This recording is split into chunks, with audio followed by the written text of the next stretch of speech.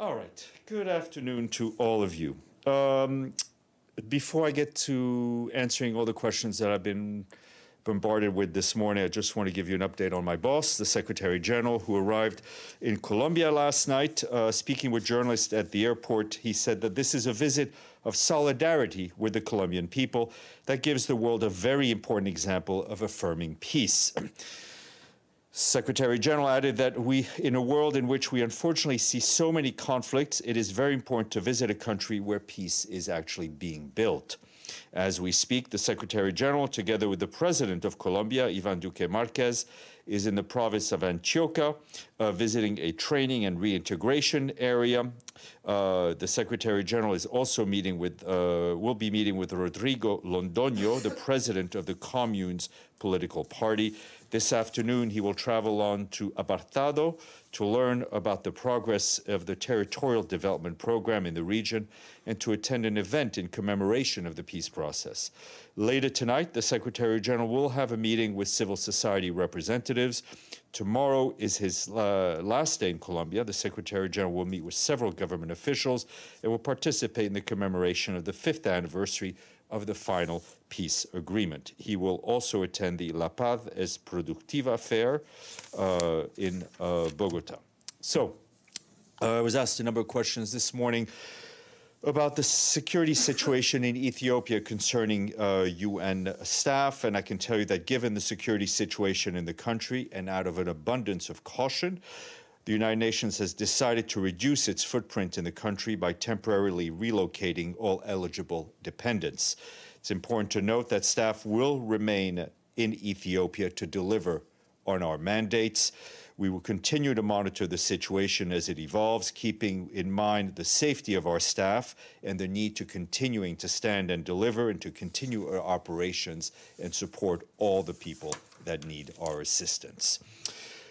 I was also asked this morning about the situation in Libya and the situation regarding Jan Kubish, the Special Envoy of the Secretary General, and I can tell you that Mr. Kubish has indeed tendered his resignation to the Secretary General, who has accepted it with regret. The Secretary General is working on an appropriate replacement. We are fully aware of the electoral calendar and are working as quickly as possible to ensure continuity of leadership.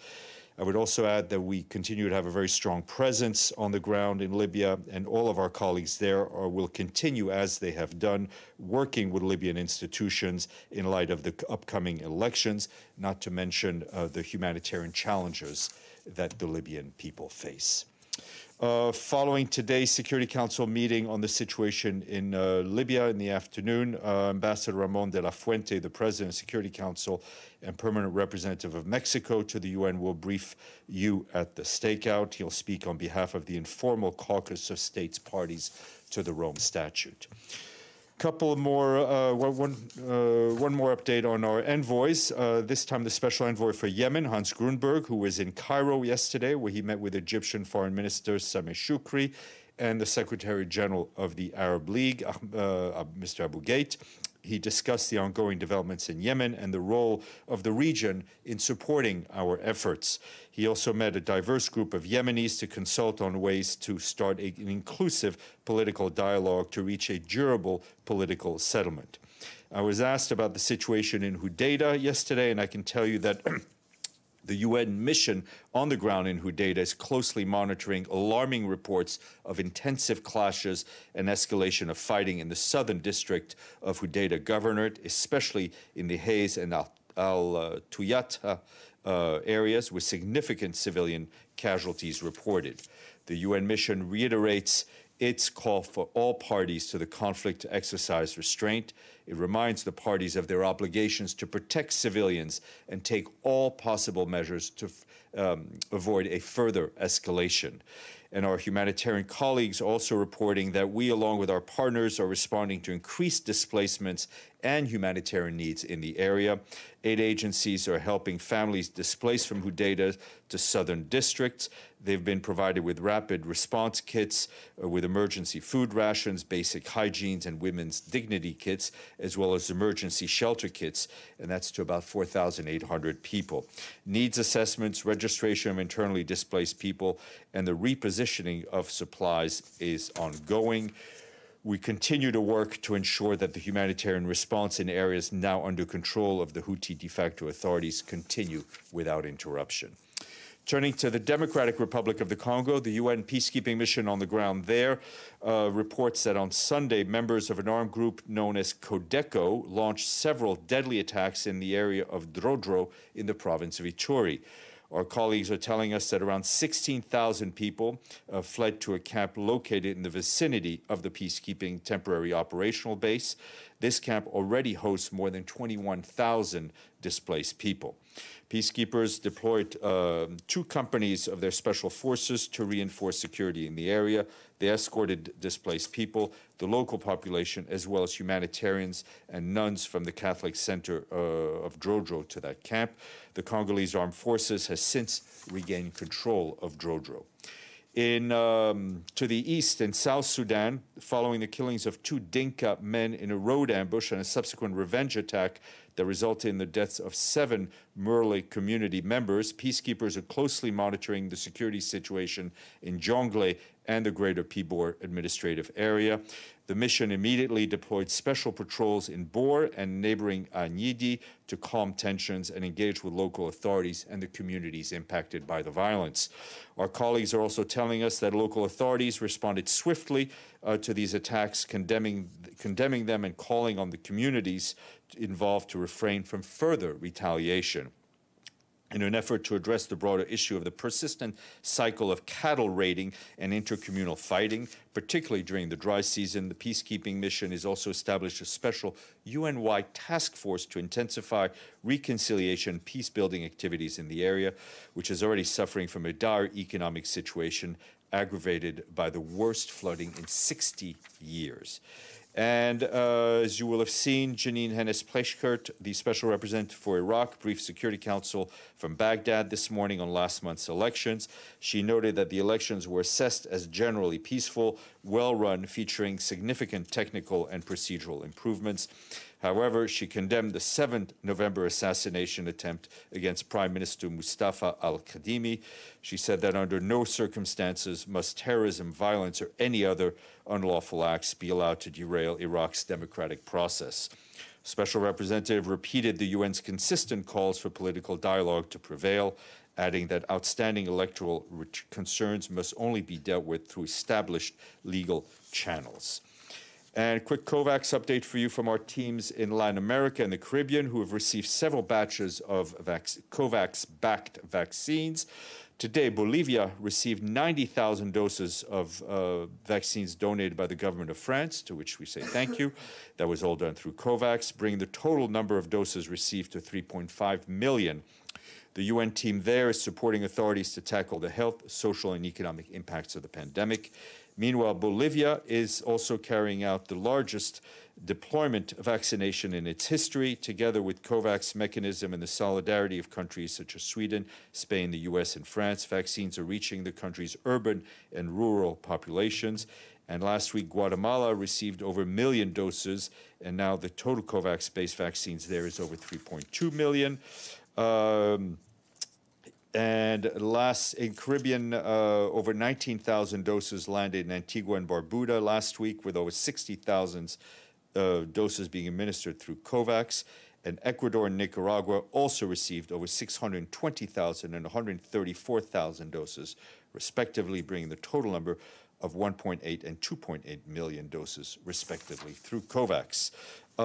Tomorrow, we will have a briefing. Fahan will be here, and we'll have some guests from UN Women to present a new report entitled Measuring the Shadow of the Pandemic, Violence Against Women During COVID-19. Calliope Mingeru, Chief of the Ending Violence Against Women section, and Papa Sek, the Chief of Research and Data section at UN Women, will be in the room to answer James's questions. Yes, please. So, on Mr. Kubish, was the Secretary-General taken by surprise by this resignation? And what is your reaction and his reaction to the timing? This is supposed to be, in a month and a day, the Libyan elections, which is supposed to be the culmination of a UN peace process. He was the man in charge of this process. As I said, we have a very big mission on the ground, technical people. They are continuing to work as they have with the Libyan electoral authorities and all of the technical support we've briefed you on. We are working expeditiously to fill the leadership, to fill the post, to ensure continuity. But I think it's important to state that the support of the UN for the Libyan people, the support of the UN for the electoral process and in our technical capacity is continuing unabated. But that first question, was the Secretary-General taken by surprise by this? And in his resignation letter, did Mr. Kubish give any reasons? And one other thing, just so we're clear, is this a resignation with immediate effect? Because the existing mandate of the mission only goes on until the end of January. I think it is, Mr. Kubish has made it clear that he's not slamming the door today. So he'll be briefing tomorrow in the Council? Yes, he will be briefing in the Council.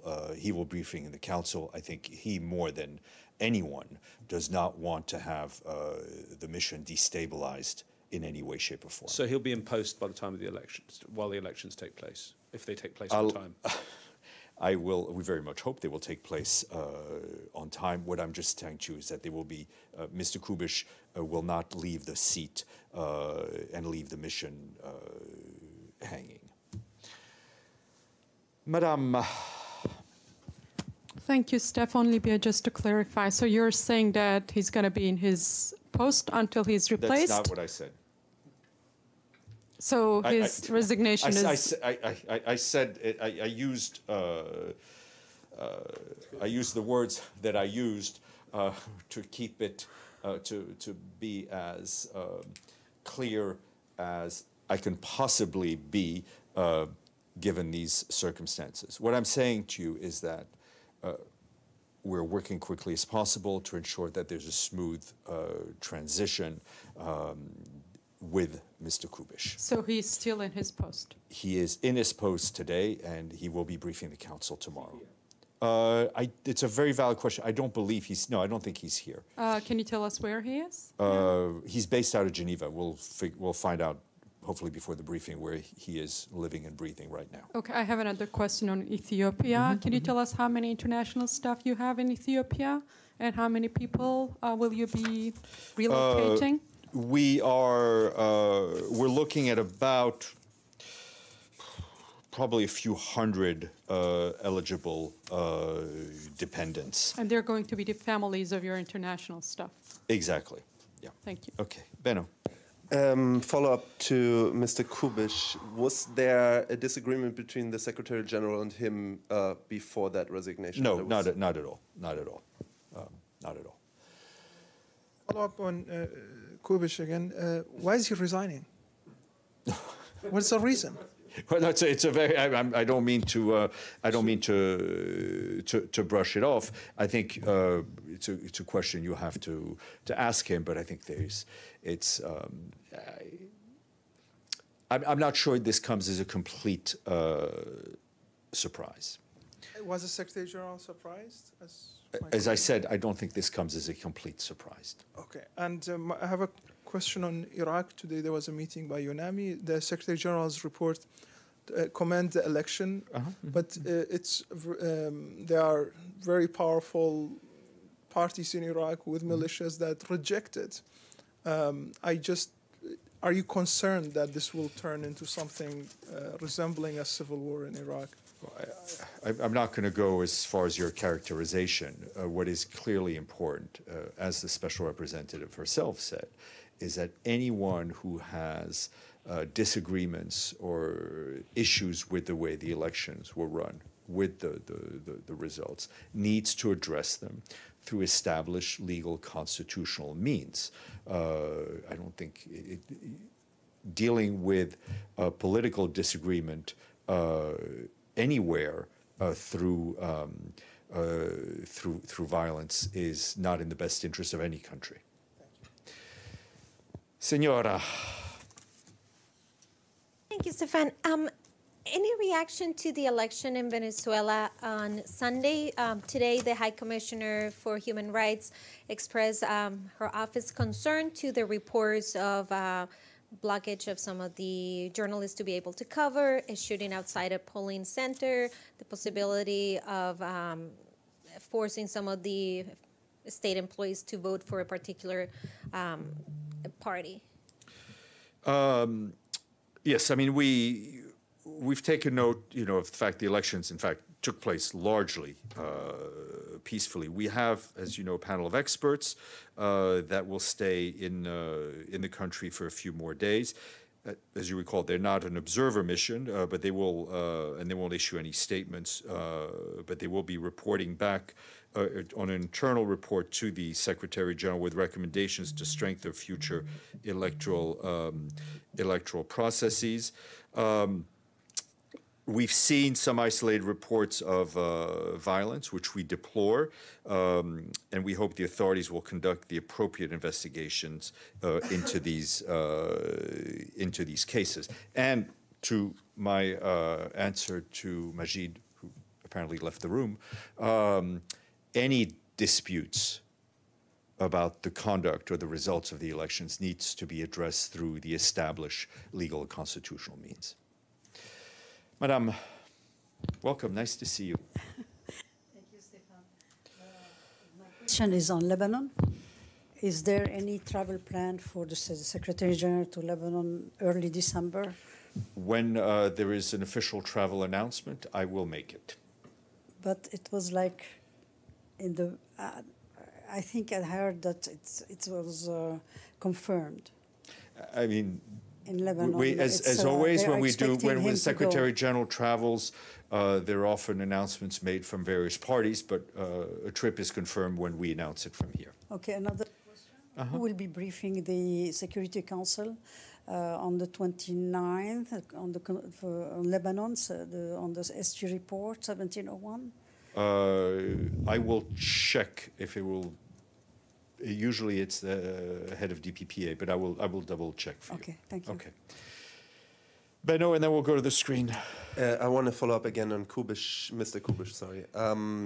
You said it didn't come as a complete surprise, his resignation. What do you mean by that? That it didn't come as a complete surprise. I mean, like, it came as a complete surprise to me, so you know more. I mean, I'll be honest with you.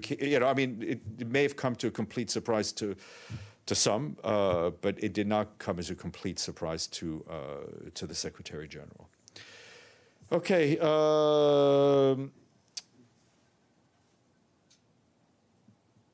Iftikhar, I think you had a question, and then Michelle. Thank you, Steph. On Monday evening, one of the most prominent Kashmiri human rights activists, Khurram Parvez, was arrested in Indian-occupied Kashmir, prompting UN human rights expert Mary Lawlor to condemn the Indian action. Does the Secretary General have any reaction on his arrest? I just saw those reports. Let me look into it, and I will revert back to you. Thank you very much. Michelle, and then Abdelhamid. Thanks, Steph. I'm actually all good. You've answered my question. Thanks. No problem. Abdelhamid, you all good? Yeah, most of my questions were posted before me. But my question, again, who will lead the Security Council today on Libya? On Libya, my understanding, it's today it's, I think, an ICC-focused briefing. So it is not Mr. Kubish. I do expect him to brief tomorrow. Thank you. Okay. James, and then we'll go to Paulina. Yeah, one last one on Mr. Kubish. You couldn't answer all the questions. When we asked you the reasons, you said you'll have to ask him. So can we request that he does us a stakeout? We already have requested it. Tomorrow he might do a stakeout. I mean, we've put in the question. We've asked. Not just about his resignation. No, I don't think we've. I mean, Libya's at an absolute crucial moment. I understood. It would be important for reporters to be able to question the head of Ombudsman at this time. Okay. Ms. Kubiak. Happy Tuesday. And I'll see all of you on Monday, inshallah.